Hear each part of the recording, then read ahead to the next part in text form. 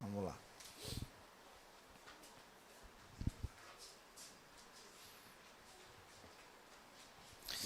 Queridos, Evangelho de João, nós vamos dar continuidade então àquilo que pregamos no domingo passado. Não nos foi possível terminar toda a perícope, né? Toda a estrutura do texto, porque ele é muito rico. Nós vamos finalizar esse diálogo de Nicodemos com Jesus, de Jesus com Nicodemos, agora, lendo o Evangelho de João capítulo 3, os versículos de 16 a 21.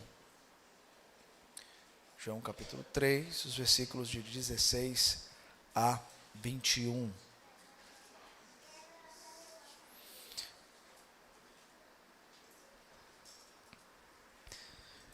Diz assim: porque Deus amou o mundo de tal maneira que deu seu Filho unigênito, para que todo o que nele crer não pereça, mas tenha vida eterna. Porque Deus enviou o seu Filho ao mundo, não para que condenasse o mundo, mas para que o mundo fosse salvo por ele. Quem nele crer não é condenado, mas o que não crê já está condenado, porque não crer no nome do unigênito Filho de Deus. A condenação é esta: a luz veio ao mundo, mas os homens amaram mais as trevas do que a luz, porque as suas obras eram más. Pois todo aquele que pratica o mal detesta a luz e não se aproxima da luz, para que as suas obras não sejam reprovadas. Quem pratica a verdade se aproxima da luz, para que as suas obras sejam manifestas, porque são feitas em Deus. Oremos. Pai querido, acabamos de ler a Tua palavra. Queremos continuar a compreender na edificação do Teu Santo Espírito as verdades contidas no texto. Por isso, use o Teu servo para que na meditação dessa exposição possa apresentar as verdades do reino, não só aos adultos, mas também às nossas crianças. Que no desenho delas, elas possam também estar ouvindo e com os ouvidos atentos possam estar compreendendo aquilo que a Tua palavra revela. É a nossa oração em nome de Jesus. Amém e amém. Querido, quero continuar do ponto que paramos. Lembram, depois de mais de 400 anos de escravidão, Deus levantou um libertador e com mão poderosa Ele realizou sinais e maravilhas, libertando o seu povo do cativeiro do Egito. Contudo, mesmo após tão grande libertação, o povo lá no deserto passou a murmurar, passou a questionar, passou a reclamar, tendo o maná em suas mãos, tendo a carne em suas mãos. Se cansaram de uma rotina difícil que viviam naquele deserto e até desejaram voltar ao Egito. Mas essa murmuração foi tão grave que Deus enviou serpentes abrasadoras, cujas picadas eram letais. Muitos começaram a morrer quando eram picados. Então o povo se arrependeu e se chegaram diante de Moisés e pediram a Moisés que clamasse a Deus por socorro. E Deus então providencia uma solução. Fala para Moisés: faça uma serpente de bronze e coloque-a sobre um poste, e todo aquele que for mordido e olhar para ela viverá. E assim aconteceu. Bastava um olhar de fé para ser curado. Nós lembramos que a serpente de bronze ali era uma tipificação do antídoto que Deus preparou para a humanidade. Cristo crucificado, o Filho do homem levantado, é o Cristo que morreu para perdoar os nossos pecados. E um olhar de fé para Cristo cura a alma e remove a condenação. Esse é o amor infinito de Deus, manifestado de uma maneira gloriosa a nós. Por isso que João diz para nós que ele viu a glória do unigênito do Pai. E o Verbo se fez carne, habitou entre nós, cheio de graça e de verdade, e vimos sua glória como unigênito do Pai. Então, nesse encontro de Jesus com Nicodemos, nós vimos no sermão passado que para entrar no reino foi explicado a ele que ele precisava nascer de novo. Mesmo diante do não entendimento, Jesus reafirma várias vezes como é esse novo nascimento. E entre as suas afirmações, Jesus diz que nascer de novo é nascer da água e do Espírito.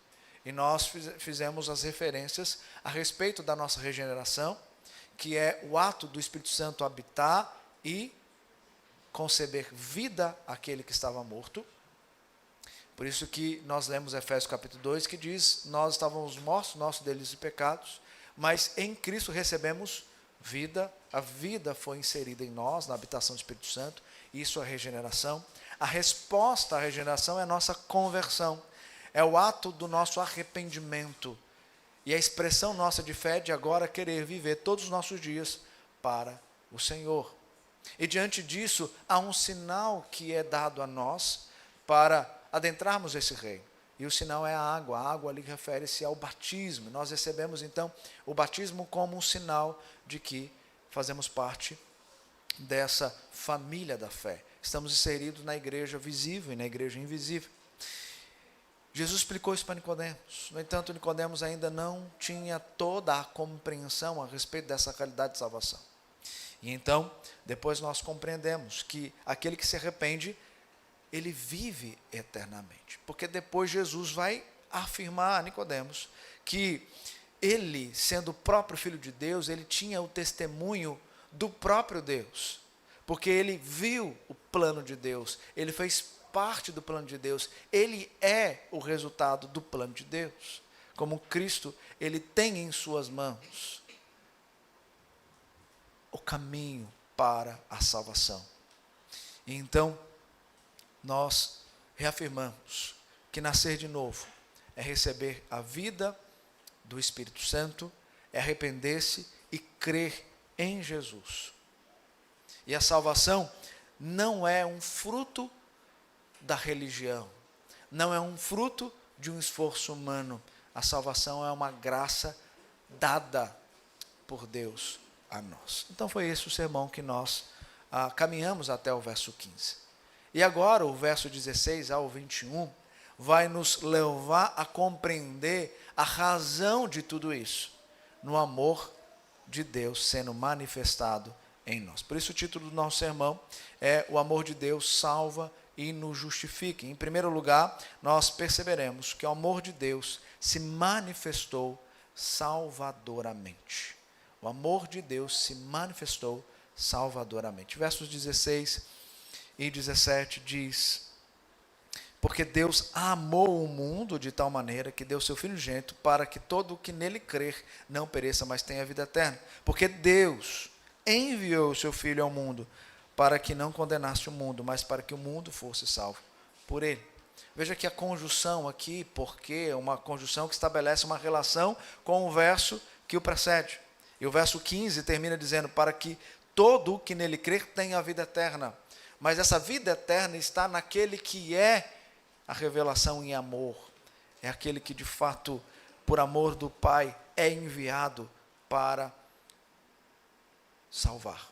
E todo aquele que vai crer nesse que foi enviado, vai ter a vida eterna. O resultado da vida eterna está no ato do arrependimento e da fé expressada em crer que de fato Jesus é o Filho de Deus. O verbo amar aqui, ele mostra que é um ato único.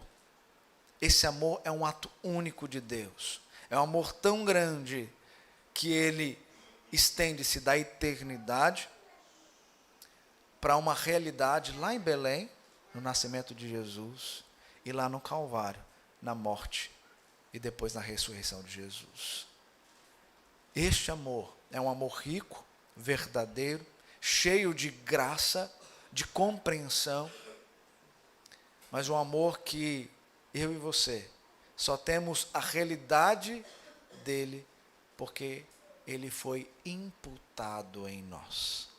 Por isso nós podemos dizer, que amor é esse? Compreender que amor é esse. E o amor de Deus se manifestou salvadoramente primeiro no Filho unigênito. O texto diz, esse amor fez com que o Pai enviasse o seu Filho unigênito, aquele que é o eterno gerado do Pai, de duas naturezas, divina e humana, prometido pelos pais e pelos profetas, que no tempo e no espaço se encarnou, assumiu a forma humana, para em aliança eterna com o Pai cumprir a missão. E a missão é ser nosso substituto, esmagar a cabeça da serpente e salvar um povo escolhido por Deus. Aquele que Paulo vai dizer lá em Filipenses, que se humilhou a fim de salvar homens da ira divina, e fez isso de voluntária condescendência, ou seja, por voluntariedade do próprio Filho, ele resolveu salvar o povo perdido. Mas para ele salvar esse povo que ele decidiu fazer, ele precisou se encarnar para morrer em nosso lugar. Ao mesmo tempo que permaneceu sendo Deus para vencer a serpente, ressuscitar e nos salvar. Esse é o Filho unigênito do Pai, a quem o Pai revela o seu amor manifestado em Cristo Jesus. Mas o verso 16 ainda diz que esse amor manifestado no Filho, ele é o amor manifestado porque ele amou ao mundo. E esse mundo aqui nós precisamos entender, esse mundo não é no sentido de terra, mares, montanhas, mas no sentido de pessoas. A referência ao mundo aqui são as pessoas, é a humanidade. Talvez você possa me perguntar, ok, então se é pessoas, se é humanidade, o texto me dá a base para dizer que Deus vai salvar todos. Não, porque o versículo ele não para em Deus amou o mundo. O versículo continua. Então esse amor aqui pelas pessoas não são todas as pessoas. E uma forma também de compreendermos no texto é que, se você olhar, nós temos o início de um diálogo de Jesus com um homem, Nicodemos, capítulo 3. Nicodemos era um judeu. Mas esse diálogo só vai terminar no capítulo 4. E o capítulo 4 ele está falando a quem? A mulher samaritana. Então, judeu não se dava com os samaritanos. Judeu e agora samaritanos são receptores da graça salvadora de Cristo. Ou seja, a referência ao mundo aqui é para dizer que esse amor se estende aos escolhidos de Deus, sejam judeus, sejam samaritanos, sejam gentios. E a extensão desse amor é a todos que o Pai escolheu, a tempo e fora de tempo. A tempo no sentido do contexto a qual Jesus está se referindo a Nicodemos e a mulher samaritana. Fora de tempo ao contexto de hoje. Você foi salvo por esse mesmo amor. Assim como Deus salvou tantos ao longo da história. Então, demonstrando para nós que essa obra de salvação não se limita a um só tempo ou lugar, mas se aplica aos eleitos do mundo inteiro, não importa a era em que vivam, ou até mesmo a sua etnia.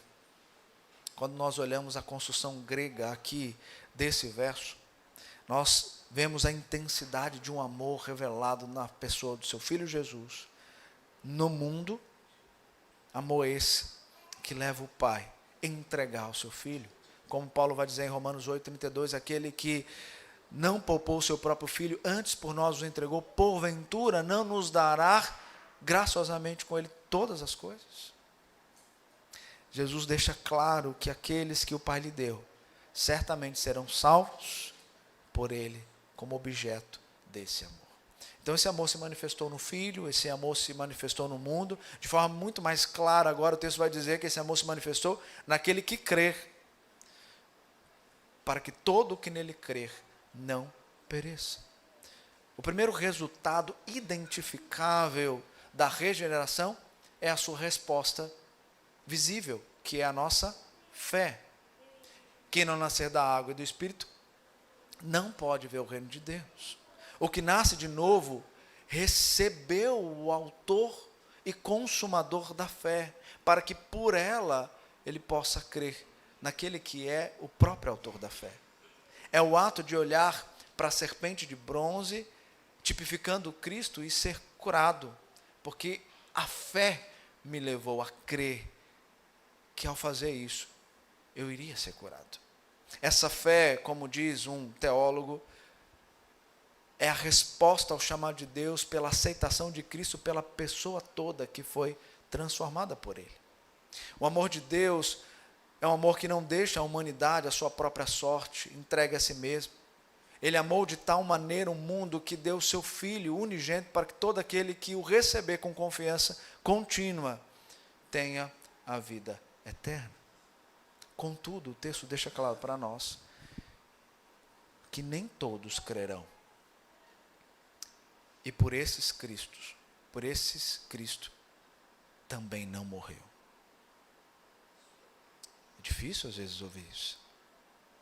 O Cristo que morreu na cruz, ele morreu não por todo o mundo, na totalidade de pessoas, mas por todos aqueles que o Pai escolheu para serem seus filhos em qualquer tempo. Ou seja, esse amor só está para aqueles que serão salvos, não para aqueles que não serão salvos. Talvez você pergunte, mas, pastor, que amor é esse? Em que Deus escolhe uns e pretere outros? A resposta é o mesmo amor que Deus resolveu te escolher, sem você merecer ser escolhido. É esse amor. Logo, a questão não é o porquê os outros, mas é porquê você. Por que você foi salvo? O soberano é Deus. E não eu para decidir por afeto quem Deus deve escolher. Mas é Ele, por vontade soberana, que decide escolher quem Ele quer, conforme Ele planejou antes mesmo do mundo ser mundo. Esse amor se manifestou a todos aqueles que creem. Mas também esse amor se manifestou no tempo. Todo aquele que crer é dado como garantia agora a morada final, a eternidade. Ou seja, esses não serão separados de Deus, mas viverão na presença dele para sempre. Contudo, a vida que pertence à era futura, ao domínio da glória, torna-se possessão do crente hoje e agora. Ou seja, esta vida eterna já pode ser uma evidência na minha salvação. Quando essa salvação se manifesta na minha comunhão com Deus e com Cristo, na minha comunhão, no compartilhar desse amor com os meus irmãos, na paz que excede todo entendimento, na alegria que me faz viver todos os meus dias, na certeza de que pode vir o que vier, eu sou de Jesus. Esse amor adentrou ao tempo, nos garantiu salvação e nos concedeu os privilégios da promessa eterna. Nós temos a eternidade como realidade. Não é um ato separado para nós apenas num determinado tempo. Nós já desfrutamos da eternidade. A sua completude, sim, estará para nós quando morarmos com Ele. Mas agora nós já desfrutamos dos privilégios dessa promessa, quando amamos uns aos outros, de fato e de verdade. O verso 17 agora diz para nós, porquanto, essa conjunção explicativa nos leva a entender o autor desse amor. Porquanto Deus enviou o seu Filho ao mundo, aqui já é no sentido do cosmo, não para que julgasse o mundo, mas para que o mundo, pessoas, fosse salvo por ele.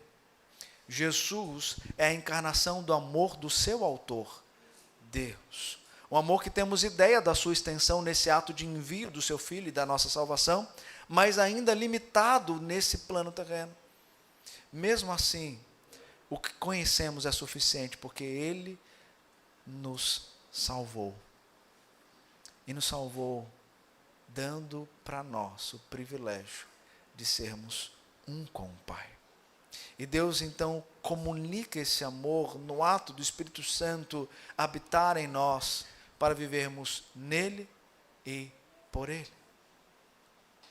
Como lemos em 1 João, capítulo 4, que diz, nisto se manifestou o amor de Deus em nós, em haver Deus enviado o seu Filho unigênito ao mundo, para vivermos por meio dele. E mais à frente ele diz que este amor de Deus ele sempre precede o nosso amor. E por isso torna possível o ato de nós também amarmos uns aos outros. Quando diz, nós amamos porque ele nos amou primeiro. Portanto, Jesus é a encarnação do amor, que resgata o povo escolhido de Deus para viver nesse tempo, salvos e garantidos na eternidade. Queridos, que privilégio saber que Deus resolveu nos amar, mesmo sem mérito algum, mas mediante os méritos do seu Filho unigênito, para que pudéssemos, com a convicção, declarar que somos salvos para a promessa eterna.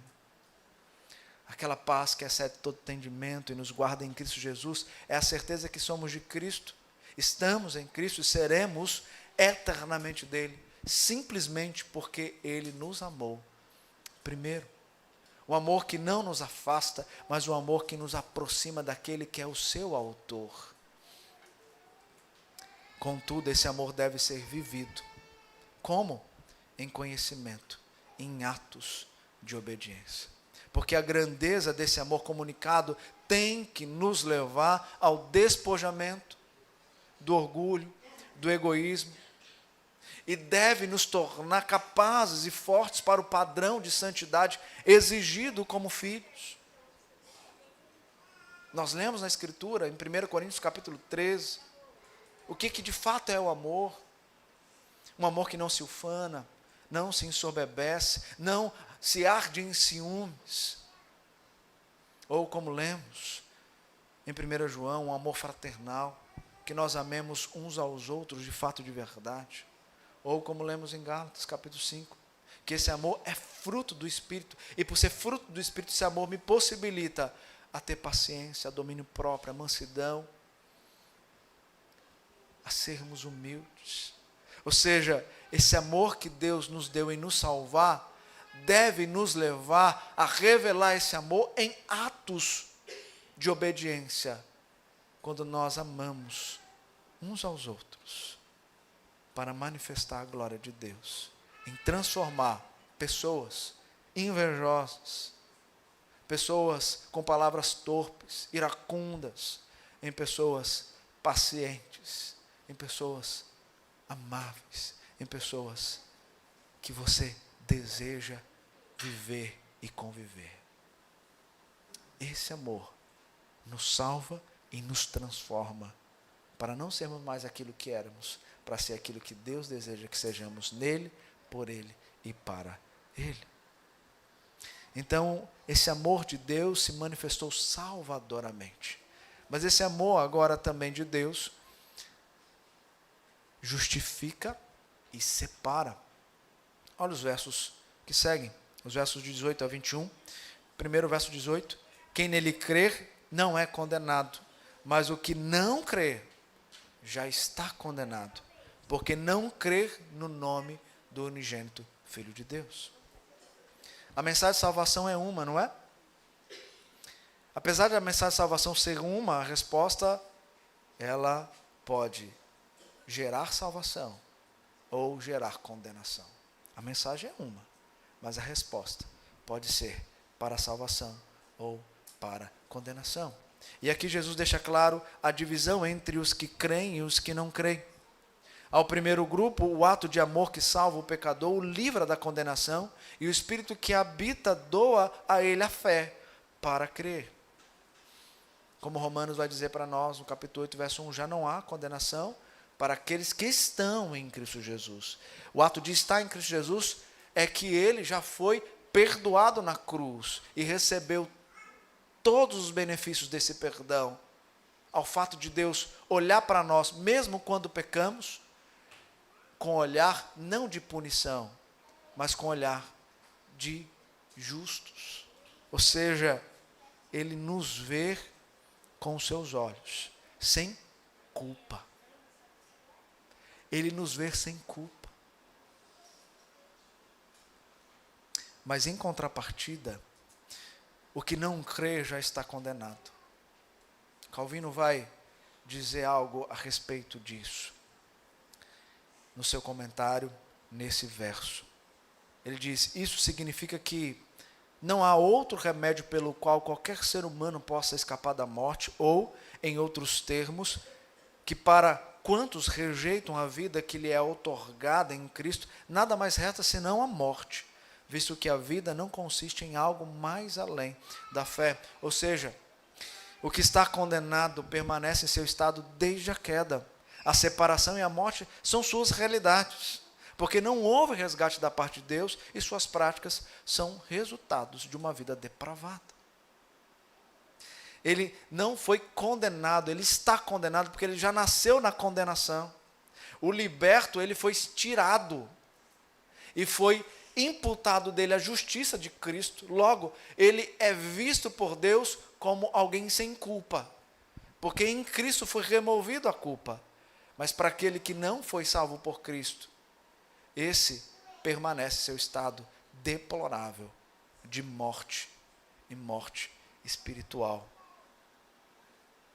O advérbio temporal junto ao verbo perfeito aqui, lá no grego, quando diz já está condenado, revela que já está sob o juízo de Deus. Ou seja, tudo que faz, tudo que é debaixo do juízo de Deus.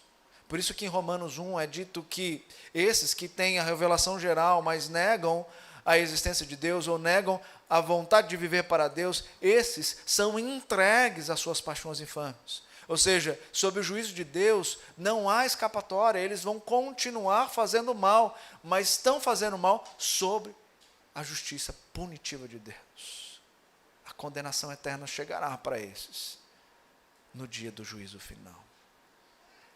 E o texto traz mais clareza para nós ao afirmar qual é a condenação. O texto diz: a condenação é esta: a luz veio ao mundo, mas os homens amaram mais as trevas do que a luz, porque as suas obras eram más. O homem que está condenado, seu estado de depravação, não consegue se aproximar da luz. Pelo contrário, é repelida por ela. Toda a faculdade volitiva está corrompida e o mal é só um estilo de vida. E quando esse mal se escalona, não é surpresa, é apenas a realidade daquilo que é. Ou seja, quando olhamos para a maldade presente no nosso país, seja pelos poderosos, com esperança de ver o noticiário e receber uma nova notícia, mas depois nós abrimos o noticiário e nós vemos que o problema dobrou, intensificou. É só a realidade daquilo que já é, condenados. Ou seja, não tem Cristo no coração. Então a maldade só é resultado daquilo que já vive fazendo. Mas há um caminho, e o único caminho para resolver esse problema do mal é olhar para Cristo. É de fato Cristo resgatar este perdido. Ou seja, há a solução, há a solução. E a solução está declarada aqui para este Nicodemos, que não estava compreendendo a razão do nascer de novo. E o texto diz: todo aquele que pratica o mal detesta a luz e não se aproxima da luz, para que suas obras sejam reprovadas. Calvino também vai afirmar algo a respeito desse verso. Ele diz, ele mostra que tal condenação é justa e não está sujeita a qualquer reprovação, não só porque tais homens agem impiamente, que preferem as trevas à luz e recusam a luz que lhes é graciosamente oferecida, mas porque tal ódio pela luz só brota de uma mente que é perversa e concisa de sua culpabilidade. Como a Escritura nos revela, nesses não há nada de bom. Queridos, muitas das vezes nós olhamos para certas pessoas que não têm Cristo no coração, não confessam o Senhor como o Senhor das suas vidas, dizendo, olha, essa pessoa, eu consigo ver bondade nela. Eu vejo que ela é boa. Eu vejo que ela faz é algo bom. Mas falta só uma coisinha. Só falta ser crente. Talvez o problema é que as nossas lentes interpretativas estão embaçadas biblicamente. Porque não existe bondade fora de Deus. Bondade só está naquele que é único que é bom. E a Escritura diz, o único que é bom é Deus. Ou seja, quem está em Cristo, ele consegue exalar a bondade, porque a bondade é comunicada pelo próprio Cristo, e a bondade é fruto do Espírito. Aquele que não tem o Espírito não é bom. Aquele que não é salvo não é bom. E quando ele faz bondade, ele não faz porque ele deseja fazer a bondade, é porque por graça ainda Deus permite que o Espírito Santo deixe com que ele faça por um momento, talvez até de forma utópica, algo bom na sua vida. Não para benefício de si mesmo, mas para benefício do reino de Deus. O que nós chamamos na teologia de graça comum. Contudo, a verdadeira bondade só está para aqueles que estão em Cristo Jesus.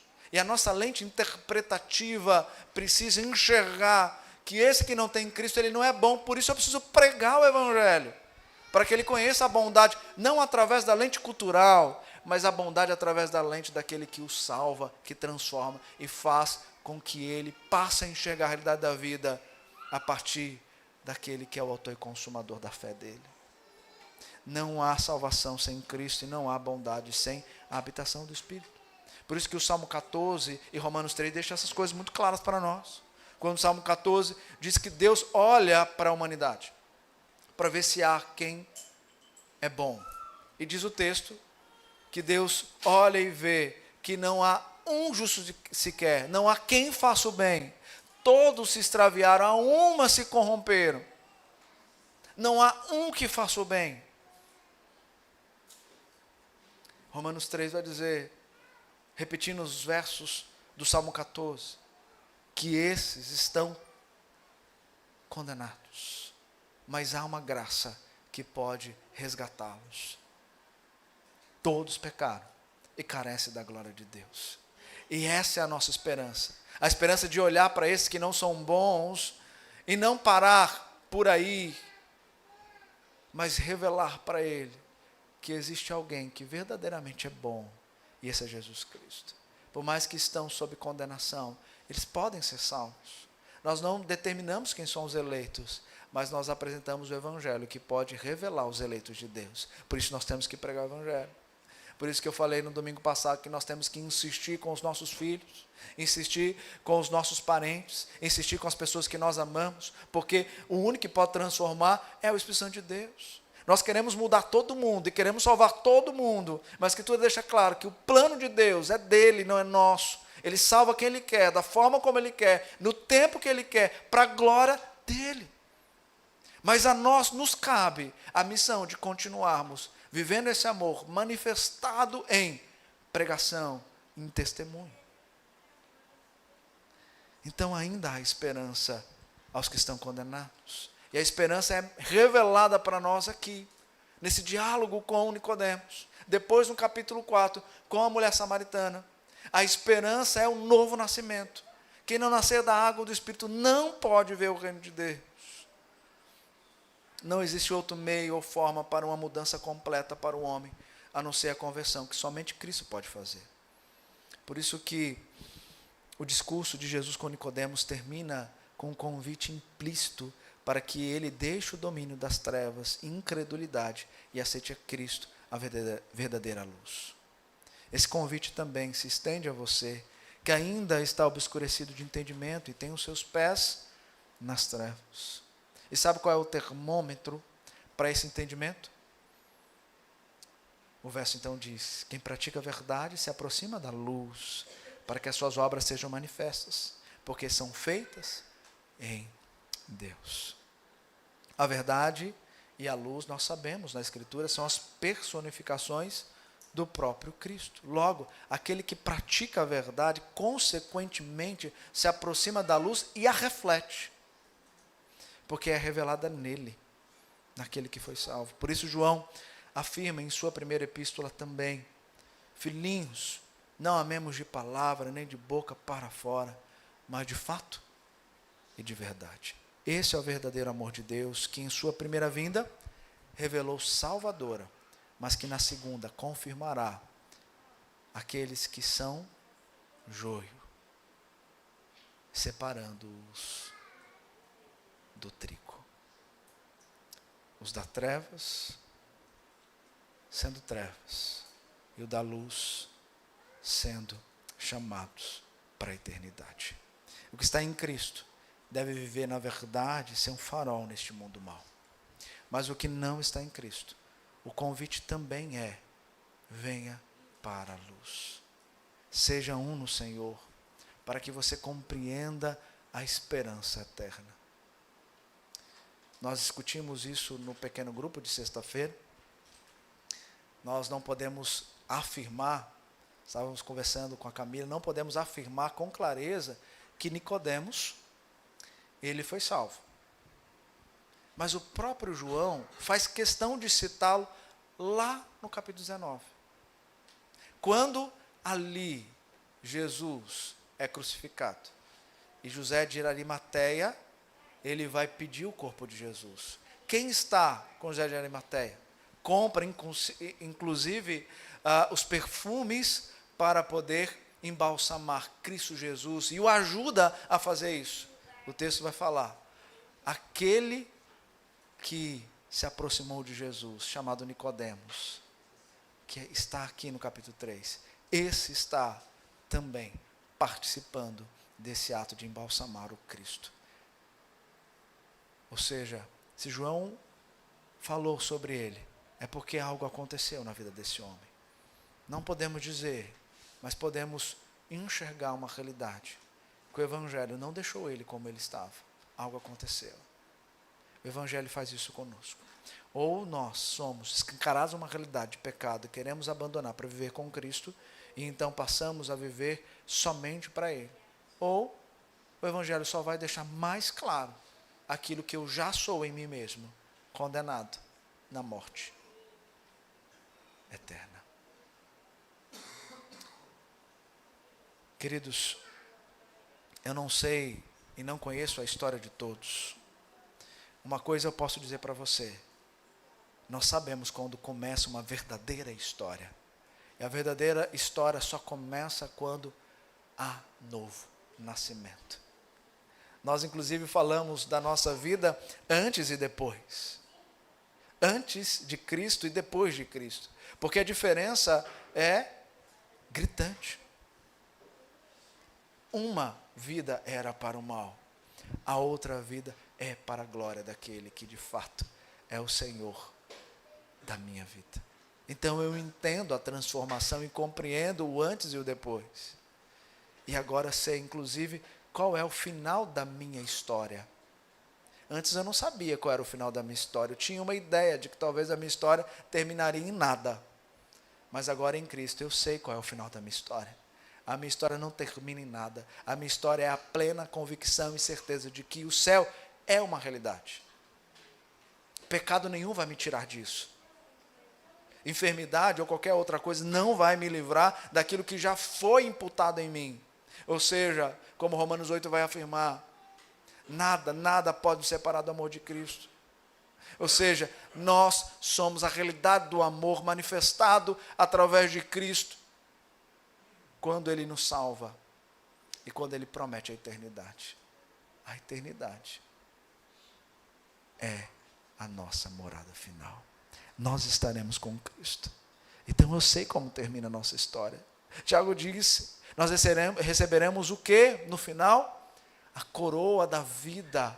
Essa coroa está reservada lá nos céus para nós, porque Cristo a conquistou com um preço de sangue, e Ele já deixou separada, para que quando Ele nos chamar, nós possamos receber, no juízo final, a manifestação, ou a extensão desse amor, que é a coroa da vida. E a voz dele dizendo, vinde bendito meu Pai, entrar pela porta do reino, que está preparada para você. Esse lugar é teu, porque o meu sangue garantiu a eternidade para você. E o Espírito que habita garantiu isso para você entrar nessa morada eterna. Se você nasceu de novo, viva esse novo nascimento. revelado no amor de atos de conhecimento e de prática. Se você conhece esse amor, pregue esse amor, insista em falar de Jesus. Pode ser que demore, como já dizemos, 1 ano, 2, 3, 4, 5, 20, 30. Não cesse de orar, não cesse de pregar, não cesse de testemunhar. A obra não é tua, é dele, mas faça até o último suspiro da sua vida. Porque pode ser que Deus tenha uma promessa também para aqueles que você ama. Mas antes de tudo, você que já está em Cristo, que tem uma herança bendita aos seus braços, em seus braços, desde já testemunhe, pregue, ensine, para que essas crianças não venham desviar do caminho do Senhor. Por isso que nós insistimos no culto, que a criança permaneça e fique aqui sentada ouvindo o que será a introdução da realidade do culto que pregará o pastor. E no final nós chamamos para ela mostrar os desenhos. Por quê? Porque ela é parte do culto. Nós não podemos separar as crianças, porque elas são parte integral de um culto que toda a igreja, toda a família, juntas devem prestar a Ele. A criança não atrapalha. A criança, ela precisa aprender com os pais a amar esse Deus em culto e fora do culto. E é com os pais que elas vão aprender. É com os pais que elas vão ter a dimensão dessa realidade.